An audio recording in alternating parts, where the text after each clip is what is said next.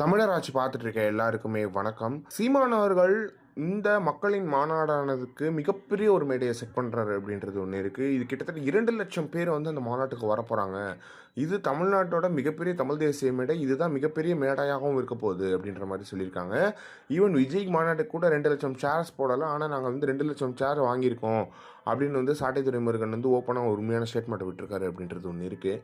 இந்த மேடை வந்து மிக பெருசாக தயாராகிட்டு வந்துட்டு இருக்கு. இன்னும் 2 நாட்கள் தான். சீமானவர்கள் நாளைக்கு காலையில் திருச்சிக்கு போகிறாரு. கிட்டத்தட்ட இன்னும் 2 நாட்களில் எல்லா வேலைகளும் முடிஞ்சிடும், இந்த மேடை தயாராகிடும் அப்படின்றதுல எந்த ஒரு மாற்றமே கிடையாது. சீமானவர்கள் 234 தொகுதியில் இருக்கிற வேட்பாளர்களையும் அறிவிக்க போறாரு அப்படின்றது ஒன்று இருக்கு. சீமானவர்கள் காரைக்குடியில் நிற்கிறாங்க அப்படின்றதும் இருக்கு. இந்த நிலையில வந்து இந்த மாநாட்டுக்கான செலவு கிட்டத்தட்ட 2 கோடி ரூபாய் செலவாகும் அப்படின்ற மாதிரி சொல்லப்படுது. எனவே வந்து இந்த 2 கோடி ரூபாய்க்கு வந்து சீமானவர்கள் என்ன பண்ணாரு அப்படின்னு பாத்தீங்கன்னா, நிதி அளிக்கணும் அப்படின்னு சொல்லிட்டு நாம் தமிழர் கட்சியோட அபிஷியல் வெப்சைட்ல வந்து namtamlar.org வந்து டொனேட் அப்படின்னு சொல்லிட்டு ஒரு லிங்க் ஒன்று இருக்கு. அந்த லிங்க்ல போயிட்டு அமௌண்ட் நீங்க கொடுக்கலாம் அப்படின்றது ஒன்று இருக்கு. சீமானவர்களோட எல்லாருமே சீமானவர்களை கைவிட்டுட்டாங்க, சீமானவர்களோட தமிழ் தேசம் வெல்லாது அப்படின்னு சொன்னவங்களுக்குலாம் மக்கள் செருப்படி கொடுத்துருக்காங்க அப்படின்றது ஒன்று இருக்கு. கிட்டத்தட்ட 83,87,000 ரூபாய் வந்து நிதியாக வந்து சேர்ந்திருக்கு அப்படின்றது ஒன்று இருக்குது. திரள் நிதியாக வந்து சேர்ந்திருக்கு அப்படின்றது ரொம்ப மகிழ்ச்சியான விஷயமா இருக்குது.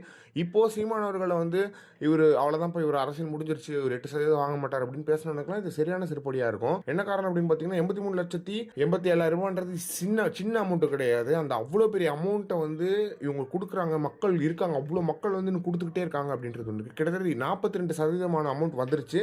இன்னும் கொஞ்ச நாளில் அந்த ஃபுல் அமௌண்ட்டும் வந்துடும் அப்படின்ற எதிர்பார்ப்பு இருக்குது. எனவே இதை பற்றி நீங்கள் என்ன நினைக்கிறீங்க? சீமானவர்களை இன்னும் மக்கள் கைவிடலையா அப்படின்றத பற்றி என்ன நினைக்கிறீங்க அப்படின்றத மறக்காம கமெண்ட் பாக்ஸ்ல சொல்லுங்கள்.